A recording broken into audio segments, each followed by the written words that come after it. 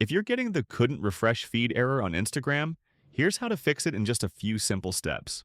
Step 1. Clear the cache. If you're using an Android phone, open Settings. Scroll down and tap on Apps or Applications. Find and tap on Instagram. Tap Storage, then tap Clear Cache. This removes temporary data that might be causing the issue. If you're on an iPhone, you'll need to delete the Instagram app and then reinstall it from the App Store.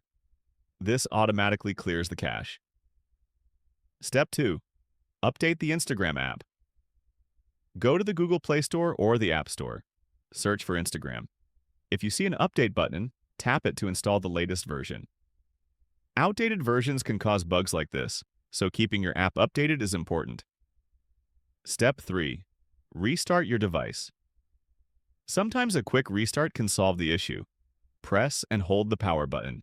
Tap Restart or Reboot.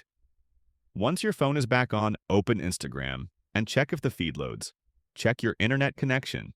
Make sure you're connected to Wi-Fi or have a strong mobile data signal. Poor connection can also cause the feed not to load. And that's it. See you guys in the next video.